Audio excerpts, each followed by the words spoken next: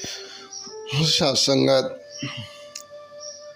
कहते हैं कि साधु ऐसा चाहिए जैसा सूप स्वभाव, सार सार को गही रहे थोथा दे उड़ाए। कि ये जो एक संत का, एक साधु का जो स्वभाव,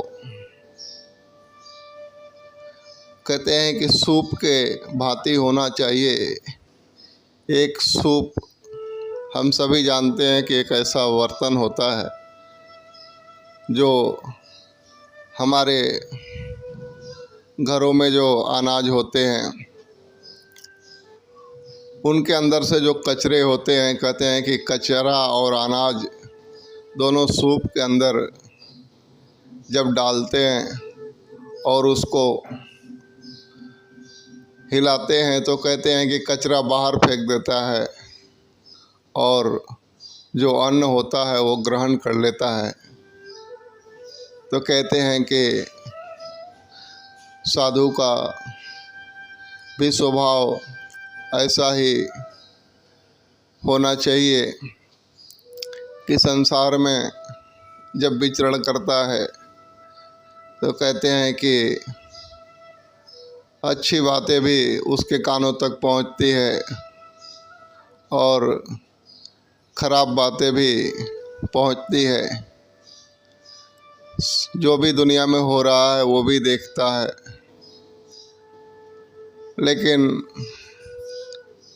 उसका एक ज्ञान का जो नज़रिया होता है जिसके कारण मात्र उन्हीं बातों को ग्रहण करता है जो बातें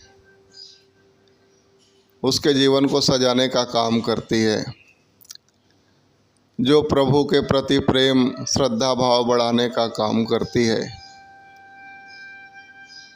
वरना जो बेमतलब की बातें होती है जिनका कोई मोल नहीं और जो उल्टा नुकसान का कारण बन सकती हैं, उन बातों को उड़ा देता है, वहीं पे छोड़ देता है, उन्हें ग्रहण नहीं करता है। कहते हैं कि वो हंस वाली बात, कि हंस को दूध और पानी मिला करके दे दिया जाए तो कहते हैं कि हंस दूध को पी जाता है और पानी को छोड़ देता है। तो ये होता कैसे है?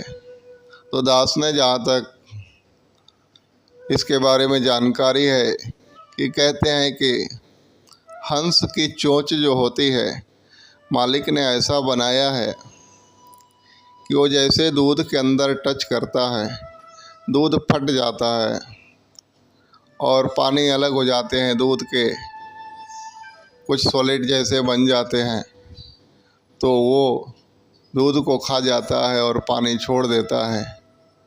तो वो चोंच, कहते हैं कि हंस की चोंच और संत की सोच एक जैसी ही होती है कि वैसे संत का जो सोचने का नज़रिया होता है, तरीका, वो इस तरह से होता है कि बुराइयों को छोड़ देता है और अच्छाइयों को ग्रहण कर लेता है। वरना अगर ऐसा नहीं हो पा रहा है तो फिर साधुत्व भाव आया ही नहीं, हम साधु संत बन ही नहीं पाए हैं। साधु संत तो इसी का नाम है कि जो बुराइयों को छोड़ दे और अच्छाइयों को अपना ले, वही साधु है। तो आओ, खुद को समझने की भी ज़रूरत है कि हम क्या कर रहे हैं।